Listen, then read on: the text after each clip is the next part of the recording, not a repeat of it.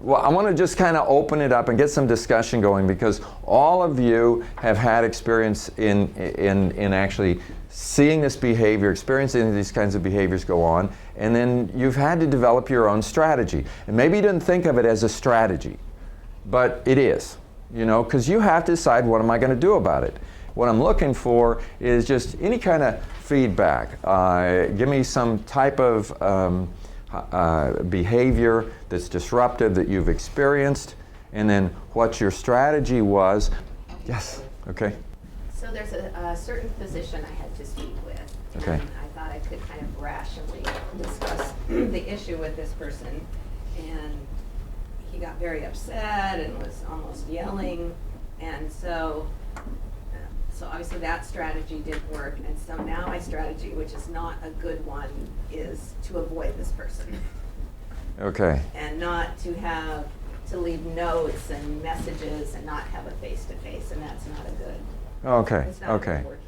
Okay. Now let's think about triggers, because behavior is usually triggered. Was it directed at you? I think it wasn't directed at me, but it felt like it was. It felt like it. Yeah. It felt like it. Yeah. You know, some people do when in those kinds of hostile situations, as they're talking to you, and somehow in their mind, consciously or unconsciously, you represent the system that did this to them.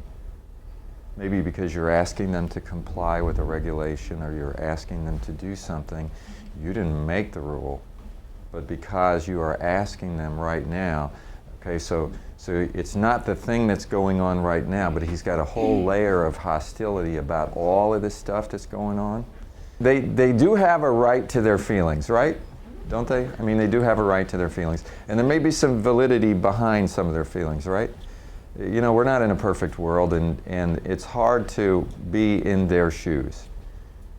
And I bet you if he wasn't in that mood and you could calm him down or whatever, and you could talk to this doctor, you'd probably find a lot of valid points and so forth. But unfortunately, what happens is people look at things. For those of you who were in the emotional intelligence classes and some of the other things I've done, we talk about framing a lot. Okay, it's how you frame a situation. And so say you got these regulations, and if you frame it one way, it looks like they're doing this to me. They're attacking me. They're destroying my practice. They are whatever. And it's the way somebody frames it. And if this person could reframe it in another way, maybe they could look at it from a different point of view or a different perspective and see some different aspects of it, and it might not be such an intensely negative thing.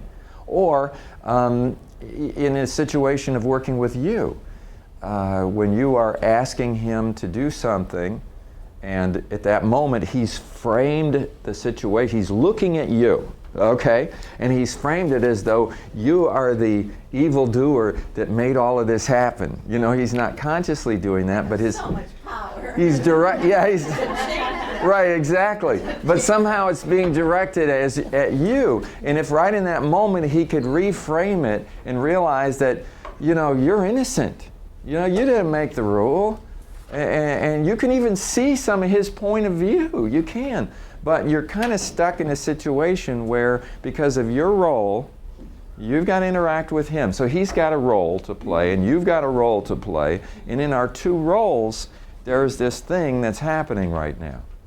And what I'm trying to do right now is to kind of look at the overall mechanics of how we interact, and some of the things that are going on that are not said, but they result in the hostility. If he could somehow see you as somebody who is his advocate in some way, who, in spite of the fact that you're on this side of the table, or however he looks at that, that you really do care.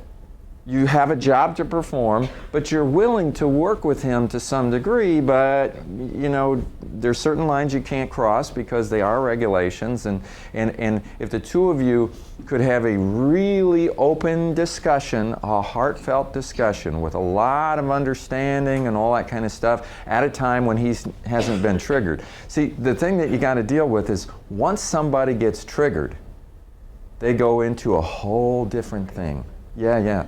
It's like, okay, so now their limbic system is generating emotional energy, and that emotional energy now is the flight or fight response sometimes gets triggered, and adrenaline gets released into the system because they get so upset, and all these things happen. Heart rate increases and all these things, and it's just fueling the fire. And it gets them going so much that it's hard to get them to be reasonable again. At another time, when they're not triggered and they're calm, you might be able to sit down and be more reasonable with them, but right now, it's a little bit late. So I mean, philosophically, what we want to try to do with disruptive behavior is if we're going to talk to somebody, we want to talk to them at a time when this stuff isn't raging. And you may not be able to have the kind of a talk at that time that you could later on, but you still have to deal with them because this person is standing there and all this energy is being unleashed. But what might work at another time when the trigger hasn't happened probably won't work right now. So you have to take a different strategy depending on what's going on with them. So reason doesn't always work.